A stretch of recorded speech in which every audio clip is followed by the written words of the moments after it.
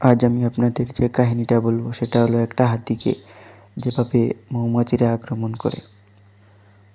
তো বন্ধুরা, দেরি না করে শুরু করা যাক সেই কাহিনীটা। অদ্ভুত সেই কাহিনী। একটা হাতি মৌমাছির চাক নিয়ে খেলা করছিল। সে জানতো না যে মৌমাছিগুলো কত ভয়ঙ্কর। তারপর তার সুর দিয়ে ওই মৌচাকে আঘাত করে সে মৌমাছিগুলোকে বিভ্রান্ত করে, ফলে সেই মৌমাছিগুলো তাকে আক্রমণ করে বসে। তারপর দৌড়ে দৌড়ে পালানোর চেষ্টা করলেও বাঁচতে পারেনি মৌমাছির কবল থেকে। তাকে আক্রমণ করে বসে সেই মৌমাছিগুলো।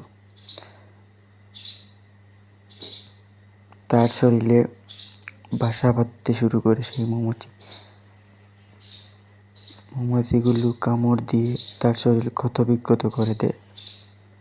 তারা ভিডিওতে যেভাবে দেখতে পাচ্ছেন, হাতিটি বাঁচার জন্য পানিতে ঝাঁপ দেয়, ফলে মৌমাছিগুলো কিছুক্ষণের জন্য সরে গেলেও পরবর্তীতে সেগুলো আবার ফিরে আসে, যা হাতিটির জন্য খুবই কষ্টদায়ক ছিল।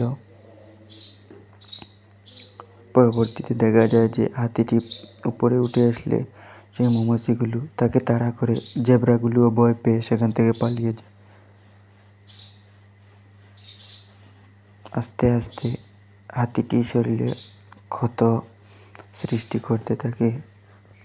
সেই একটা মৌমাছির সূচ দিয়ে তার শরীরে দেখতে পাচ্ছেন কিভাবে লাল রং আকার ধারণ করেছে। সেই মৌমাছিগুলো হাতিটির শরীর ক্ষতবিক্ষত করে দিচ্ছে। এমন অবস্থায় হাতিটি অনেক কষ্ট পেয়ে মাটিতে লুটিয়ে পড়ে। সেই মৌমাছিগুলো হাতিটির আক্রমণ হঠাৎই একটা রেস্কিউ টিম হাতিটিকে বাঁচাতে চলে আসে। হেলিকপ্টারে করে সেই হাতিটিকে বাঁচানোর চেষ্টা বাঁচাতে আসে। দূরবীনের সাহায্যে তারা দেখতে পায় যে হাতিটির অবস্থা খুবই মারাত্মক। তারপর তারা হাতিটিকে বাঁচানোর জন্য তাদের সর্বোচ্চ দিয়ে চেষ্টা করতে শুরু করে।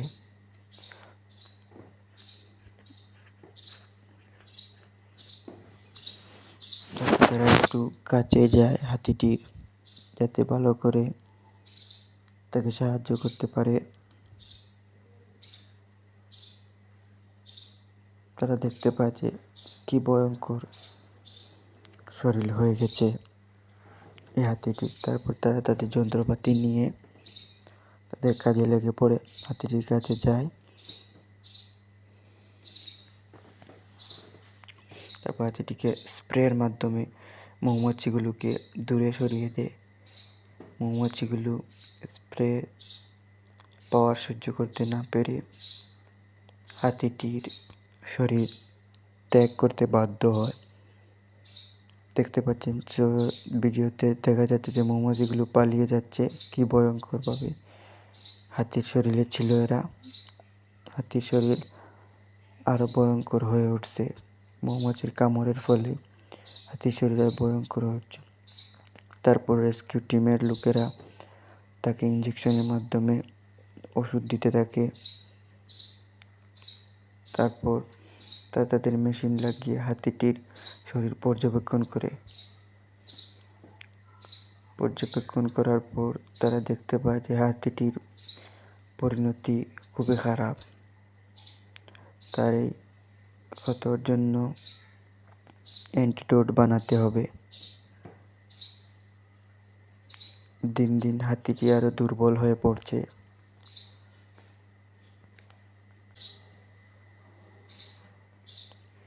তারপর দেখা যায় যে তারা হাতিটিকে সর্বোচ্চ দিয়ে বাঁচানোর চেষ্টা করছে। তারপর একজন রেস্কিউ কর্মী ডাক্তারকে অ্যান্টিডোট সব কিছু চিন্তা করে বিশেষজ্ঞরা হাতির শরীরের অবস্থা থেকে তার জন্য অ্যান্টিডোট বানাতে শুরু করে।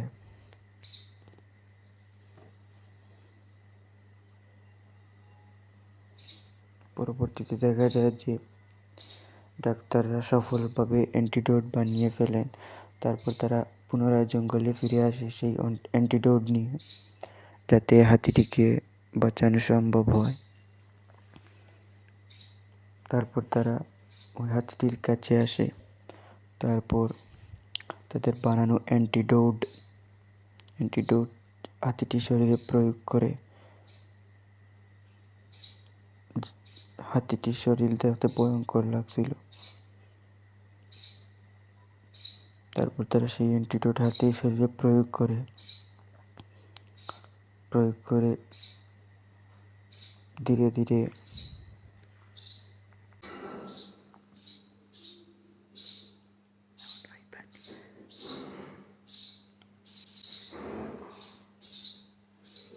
তারপর তারা সেই হাতিটিকে সুস্থ করার চেষ্টা সুস্থ করে তুলে পরবর্তীতে ব্যান্ডেজ করে দেওয়া হয় হাতিটিকে।